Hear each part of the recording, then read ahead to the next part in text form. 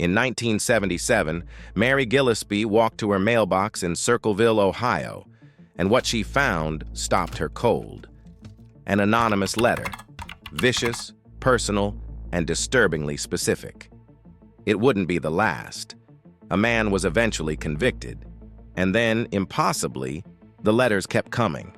The letters didn't stay between Mary and whoever sent them. Within weeks of that first envelope, copies were circulating, to her husband, to her employer, to neighbors who had no reason to be involved. Each one carried the same accusatory tone, the same unsettling specificity. Whoever was writing knew things, routines, relationships, details that couldn't have come from a stranger.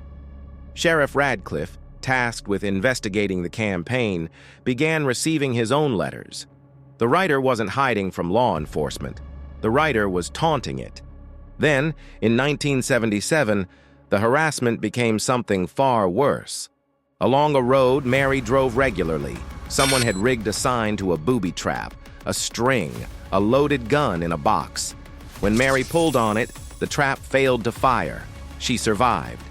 But the case had just changed its nature entirely. This was no longer someone mailing cruelty from a safe distance.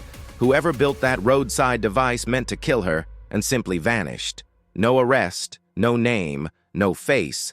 The letters were never just letters. That booby-trapped sign along Mary's route. Do you think the letter writer and the person who built it were the same person, or two separate threats? Drop your answer in the comments below. Because what happened next made that question a lot harder to answer. Paul Freshour, Mary's brother-in-law, was arrested for the attempted murder. Handwriting analysis and circumstantial evidence pointed to him. After a trial that began in October 1983, he was convicted and sentenced to 7 to 25 years in prison. Circleville exhaled. The letters would stop now. They didn't.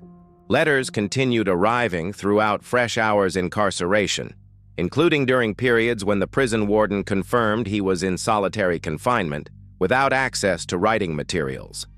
One letter was even sent to Paul Freshour himself. Authorities insisted he had an accomplice, but the evidentiary basis for that claim was never established. Freshour served 10 years in prison before the letters finally stopped around his 1994 release. Not peace, but a strange, unresolved silence. He went to his grave in 2012 still claiming innocence. No second suspect was ever named. Sheriff Radcliffe's investigation never produced another answer. So here is what remains. A conviction on paper, a decade stolen from a man's life, and a question Mary Gillispie first carried to her mailbox in 1976, who is doing this and why, that justice never resolved. The machinery ran its full course, ground through every gear, and the mystery walked out the other side untouched. Every place has a story. Subscribe to PinPoint for real mysteries, forgotten history, and unexplained events around the world.